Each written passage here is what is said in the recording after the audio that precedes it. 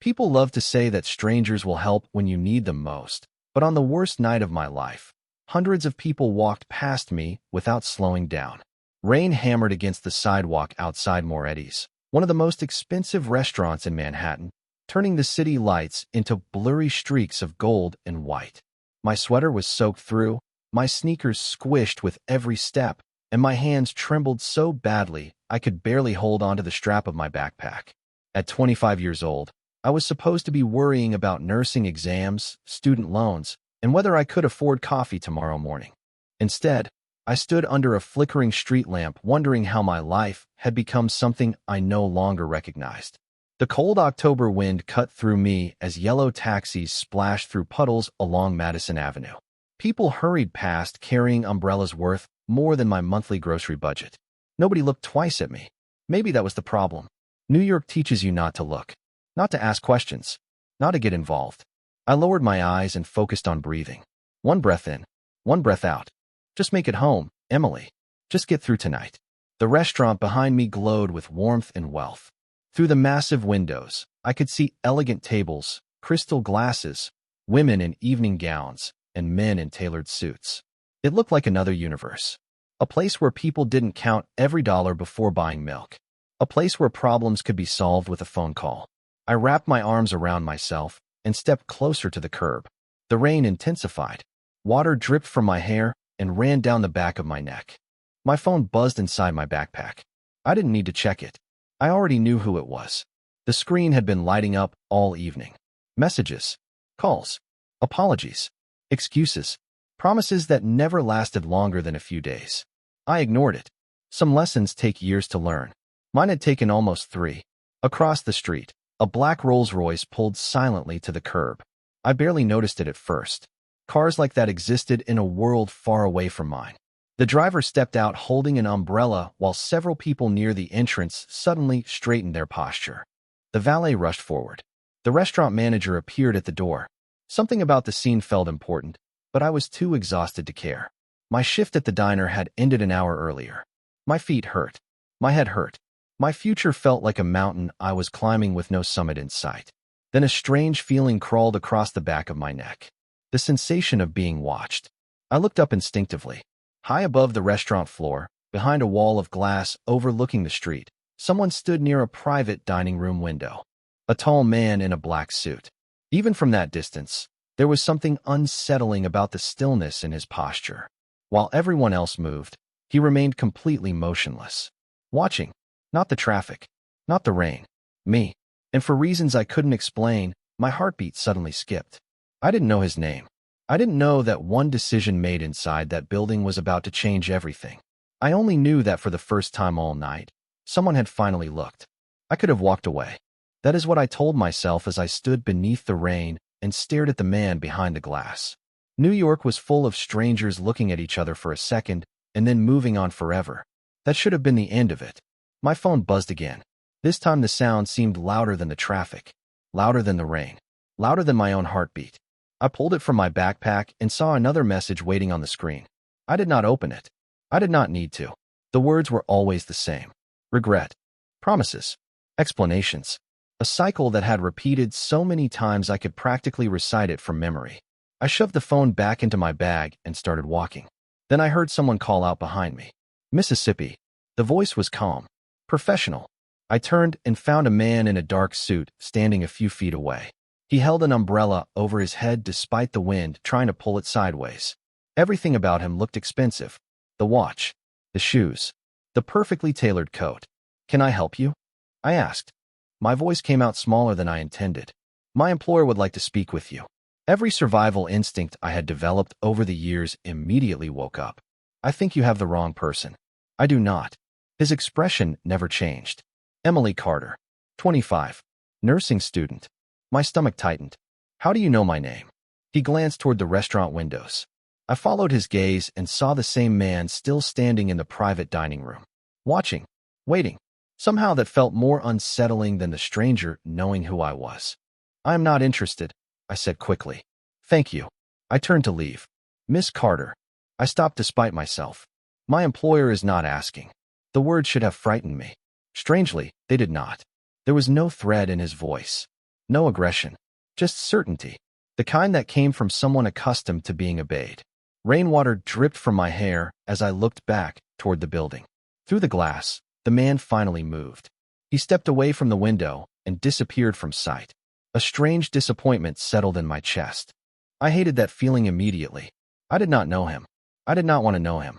Yet I could not shake the sense that something important had just shifted. The suited man extended another umbrella toward me. You are soaked. I am fine. You are freezing. I looked down at my trembling hands and realized he was right. Why does he want to talk to me? The man hesitated for the first time. Because he noticed something everyone else ignored. The answer followed me into silence. Around us, Manhattan continued moving. Horns sounded. Tires splashed through puddles. People rushed past without slowing down. The city remained exactly the same.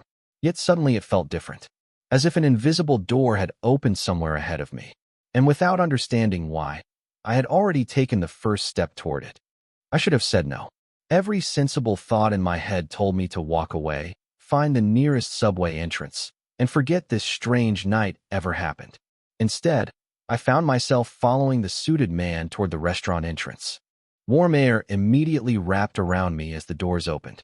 The scent of fresh bread, expensive wine, and polished wood replaced the smell of rain. My soaked sneakers left small marks across the marble floor. Conversations continued around us, but I noticed something unsettling. People glanced at the man beside me and quickly looked away. Not out of rudeness, out of respect, or fear. Maybe both. We crossed the dining room and moved toward a private elevator hidden behind a dark hallway. Nobody stopped us. Nobody asked questions. The elevator doors opened with a soft chime. The ride lasted only a few seconds, but my pulse seemed to double with every floor. When the doors opened again, I stepped into a private lounge overlooking the city. Floor-to-ceiling windows framed Manhattan like a painting.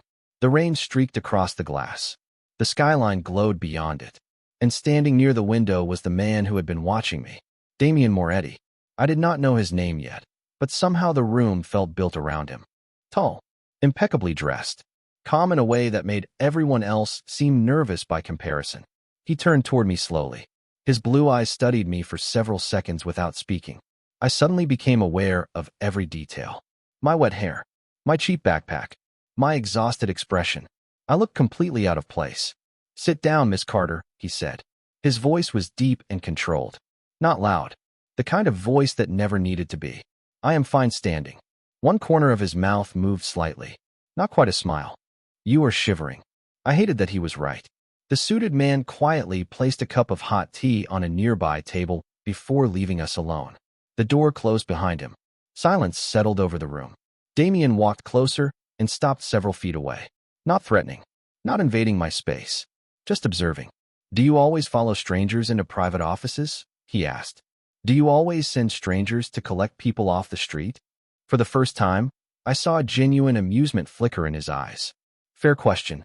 I folded my arms. "Why am I here?" His gaze dropped briefly to my hands, then to my sleeves, then back to my face. "Because I noticed something." My stomach tightened. "What?" He was quiet for a moment. "You look like someone carrying a weight that is becoming too heavy." I stared at him. Of all the things I expected, that was not one of them. Not questions. Not accusations. Certainly not concern. "You do not know anything about me." "No," he said softly. "But I know what exhaustion looks like." The city lights reflected behind him in the glass. For a moment, neither of us spoke. Then his eyes settled on me again, sharper this time. More focused. As though he had finally reached the reason he brought me there. "Tell me something, Emily." My heartbeat quickened. "Are you safe when you go home tonight?" I wish I could say I answered immediately. I wish I could say I looked him in the eye and told the truth. Instead, I stared at the steam rising from the untouched tea and searched for a safe lie. "Of course I am safe," I said. The moment the words left my mouth, I regretted them. Damien did not argue. He did not challenge me. Somehow that made it worse. He simply held my gaze long enough for the silence to become uncomfortable. "You are a terrible liar, Emily." My cheeks burned. "You do not know me." "No," he agreed. "But I know people." He walked toward a nearby table and picked up a folder that had not been there a few moments earlier. He did not open it. He simply rested one hand on top of it. "You work mornings at a diner in Queens. You attend nursing classes 3 nights a week. You take extra shifts whenever someone calls out because tuition is due next month. I froze. How do you know that? Information is easy to find when you know where to look. The answer should have frightened me. Instead, exhaustion pushed past fear. I was too tired to be shocked anymore. Too tired to pretend everything was fine. Rain continued tapping against the glass behind him. The city shimmered beneath the storm like a sea of distant stars. What exactly do you want from me? I asked quietly. Damien's expression changed. Not softer, just more serious. Nothing. I laughed before I could stop myself. People like you never want nothing. The corner of his jaw tightened. For a second, I thought I had offended him. Then he surprised me. Fair enough. He pulled out a chair and sat across from me. Then let me be direct. When I looked down at that sidewalk tonight, I saw someone carrying the weight of the world on her shoulders. I looked away. You are being dramatic. Am I? His voice remained calm. You flinch every time your phone vibrates. You apologize before speaking. You look over your shoulder whenever someone enters a room. Those habits do not appear overnight. My throat tightened. Suddenly the room felt smaller. The air felt heavier. You have no right to analyze me. You are correct. His eyes never left mine. But someone should have asked a long time ago whether you are all right. The simple question hit harder than it should have. Nobody had asked me that in months. Maybe years. Not really. Not expecting an honest answer. I focused on the rain. On the lights. On anything except the pressure building behind my eyes. Life is complicated, I finally whispered. Damien nodded once. Usually when people say that, it means life is painful. Neither of us spoke for several seconds. Then my phone buzzed again. The sound sliced through the silence. My stomach immediately dropped. Damien noticed. Of course he noticed. His gaze shifted toward my backpack. Then back to me. That is the person you are worried about. It was not a question. I hated how easily he saw through me. I hated it because part of me felt relieved. Slowly, I closed my eyes. For the first time all night, I stopped pretending. And when I opened them again, Damien Moretti was still watching me with the same calm patience. Waiting, as though he already knew the truth was finally about to come out. I looked down at my hands because it was easier than looking at him. Easier than admitting that a complete stranger had noticed things people close to me had ignored for years. The phone buzzed again. The sound seemed louder inside the quiet room. I reached into my backpack, turned the device off, and set it on the table. My fingers trembled afterward. Damien noticed. He noticed everything. You do not have to tell me anything, he said. Then why do I feel like you already know? A faint shadow crossed his expression. Because I have seen this before. The answer surprised me. I finally looked up. The city lights reflected in the windows behind him, making the room feel suspended above Manhattan. Safe. Separate from the rest of the world. For a moment I forgot how tired I was. Seen what? I asked quietly. Damien leaned back slightly. People who spend so much time surviving that they forget what living feels like. Something in my chest tightened. I wanted to argue. I wanted to tell him he was wrong. Instead I stared at the untouched tea between us. The steam had almost disappeared, just like my excuses. Life is expensive, I said finally. School is expensive. Rent is expensive. Everything is difficult. Damien nodded. And the person calling you makes it harder. I swallowed. The silence that followed felt endless. Outside, rain streaked across the glass. Far below, headlights moved through the streets like rivers of light. New York never stopped moving. Yet somehow time felt frozen inside that room. His name is Ryan, I said before I could stop myself. Damien remained silent. Listening. Waiting. We were together for a long time. My voice sounded distant, even to me. At least that is what I kept telling myself. Memories surfaced one after another. The good days at the beginning. The promises. The plans. The belief that things would improve. Then the disappointments. The arguments. The endless cycle of apologies followed by more disappointment. Every time I tried to leave, he convinced me to stay. Every time I thought things were getting better, they stayed exactly the same. I laughed softly. There was no humor in it. I guess I became good at making excuses. Damien studied me carefully, not judging, not interrupting. And tonight, he asked. I looked toward the dark phone on the table. Tonight, I finally walked away. Saying the words out loud made them feel real. Terrifyingly real. My heart started racing. For months I had imagined this moment. Now that it had happened, I felt less relieved than expected. Mostly I felt scared. Damien seemed to understand without explanation. Change always feels dangerous before it feels right. I stared at him. You make everything sound simple. Nothing about this is simple. His voice softened slightly. But you are stronger than you think. Nobody had said those words to me in a very long time. The strange thing was that I almost believed him. Then a knock sounded at the door. One of the suited men stepped inside.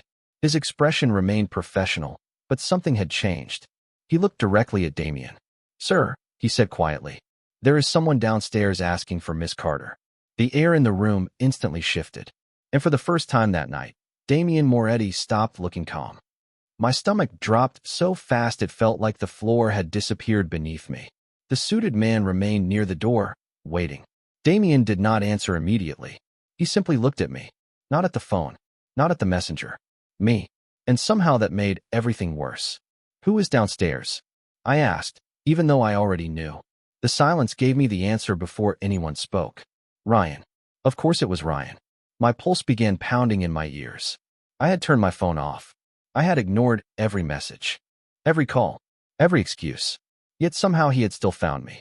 The city suddenly felt much smaller than it had an hour ago. Damien rose from his chair with the same controlled calm he carried everywhere. How did he know she was here? He asked. The man near the door shook his head. We are still checking. Damien nodded once. Keep him downstairs. Yes, sir. The door closed again. The room fell silent. Rain continued sliding down the windows. Somewhere below us, Manhattan moved through another ordinary night. But nothing felt ordinary anymore. I stood up so quickly my chair nearly tipped backward. I should leave. Damien's eyes narrowed slightly. Why? Because this is my problem. Saying it out loud felt automatic. The same words I had repeated for years. The same words that kept me carrying burdens alone. Damien looked at me for several seconds. That is an interesting sentence. What is my problem? His voice remained calm. You say it as though you are responsible for everything that happens around you. I opened my mouth, then closed it again, because I did not have an answer. I do not want trouble for you. The moment I said it, I almost laughed. Trouble for him. The man owned half the city if the rumors were true. Yet I meant it. Damien walked toward the windows and stared down at the street below. His reflection shimmered against the glass. Emily, do you know what happens when people spend too much time carrying fear? I folded my arms around myself. What? They begin organizing their entire lives around avoiding it. The words settled heavily between us. I am not afraid. Even I did not believe that. A faint smile touched his face. Not mocking. Almost sad. Another terrible lie. I looked away. The truth was exhausting. The truth was that I was afraid. Afraid of making mistakes. Afraid of disappointing people. Afraid of choosing myself for once. Most of all, afraid that walking away from my old life would leave me completely alone. Damien turned back toward me. You are not going downstairs. The certainty in his voice startled me. You cannot decide that. Actually, I can. For the first time all evening, a spark of irritation pushed through my fear. You do not control me. Something unexpected happened. Damien laughed quietly. A genuine laugh. Brief but real. Good. I blinked. Good. I was beginning to worry everyone around me had forgotten how to argue. Despite everything, a reluctant smile almost escaped me. Almost. Then his expression became serious again. His phone vibrated. He glanced at the screen. Whatever he saw erased the last traces of amusement from his face. Slowly, he lifted his eyes to mine. It appears your evening just became more complicated than either of us expected. The way Damien looked at me made my stomach tighten. He was not a man who reacted dramatically. I had learned that much in a single evening. Every expression, every word, every movement seemed measured, which meant whatever was on that phone mattered. What happened? I asked. Damien set the phone down slowly. Your former boyfriend is not downstairs anymore. Relief arrived so quickly it almost made me dizzy. Then I noticed nobody else in the room looked relieved. What does that mean? Damien glanced toward the rain-covered windows. It means he left. That sounds like good news. Not necessarily. The knot in my stomach returned. Outside, the storm continued rolling across Manhattan. The lights below blurred behind sheets of rain. Somewhere in the city, Ryan was driving through those streets. Thinking, planning, calling. The realization unsettled me more than I wanted to admit. Damien seemed to read the thought on my face. Fear likes uncertainty, he said quietly. It fills empty spaces with worst-case scenarios. I folded my arms. And what if the worst-case scenario actually happens? He met my eyes. Then you deal with reality, not imagination. The answer should have comforted me. Instead, it made me realize how much of my life had been spent imagining disasters before they arrived. Preparing for conversations. Preparing for disappointment. Preparing for conflict. Preparing for failure. It was exhausting. Damien walked toward a side table and poured fresh tea into a clean cup. Drink this. Is that an order? A recommendation. You are not very good at recommendations. A faint smile appeared. I have been told that before. Despite everything, I found myself smiling back. The tension eased slightly. Only slightly. I wrapped my hands around the warm cup and felt heat slowly return to my fingers. For the first time all evening, I noticed how quiet the room was. No raised voices. No arguments. No pressure. Just rain against glass and the distant hum of the city below. It felt unfamiliar. Safe felt unfamiliar. That realization frightened me more than anything else. Damien sat across from me again. What happens tomorrow? He asked. The question caught me off guard. Tomorrow. You have spent the entire evening focused on surviving tonight. What happens tomorrow? I stared into the tea. Nobody had asked me that before. Most people asked about problems. Damien was asking about the future. I go to class, I said slowly. Then work. And after that? I hesitated. I do not know. He nodded once. An honest answer.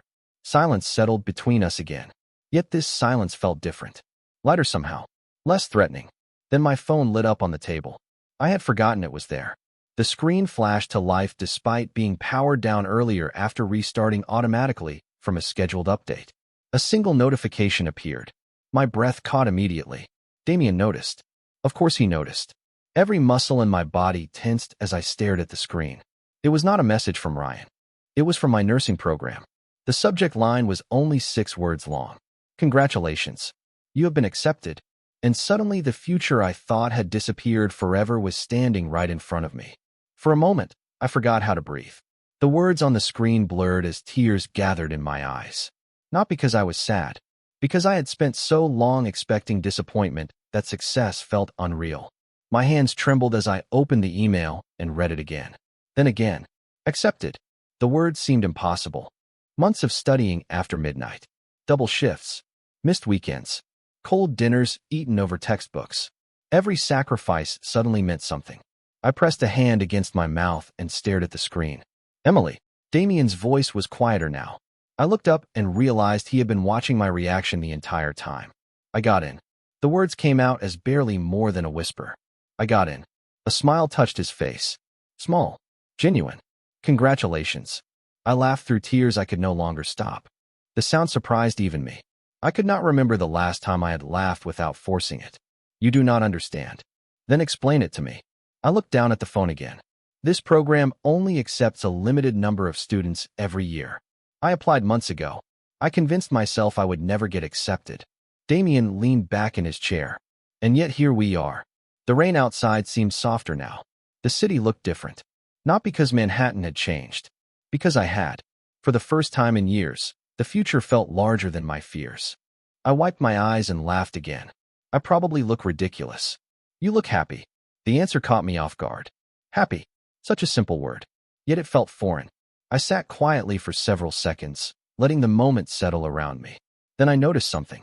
Damien was still smiling, but there was sadness behind it.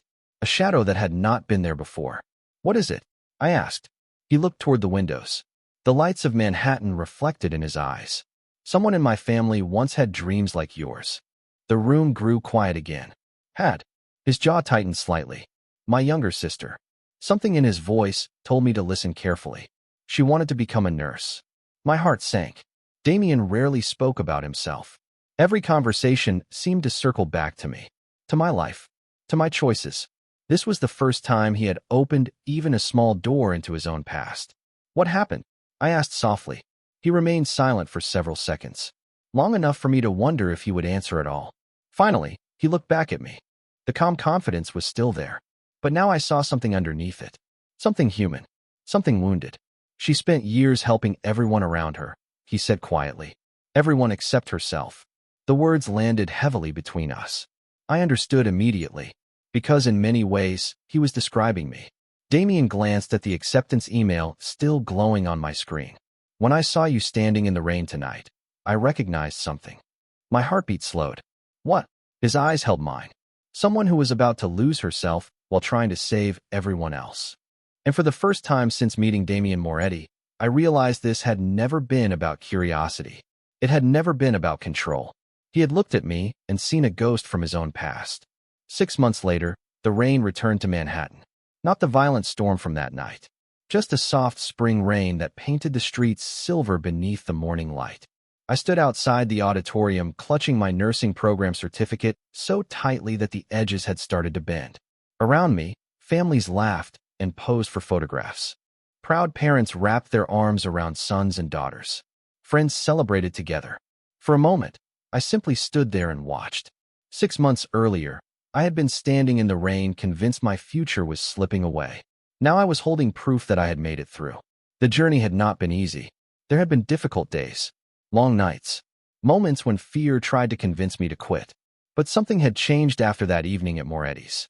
I stopped building my life around fear. I started building it around hope. My phone buzzed softly. This time, the sound did not make my heart race. I smiled as I looked down at the screen. One message. Simple. Direct. Congratulations. I looked up immediately. Across the street, a black car waited near the curb.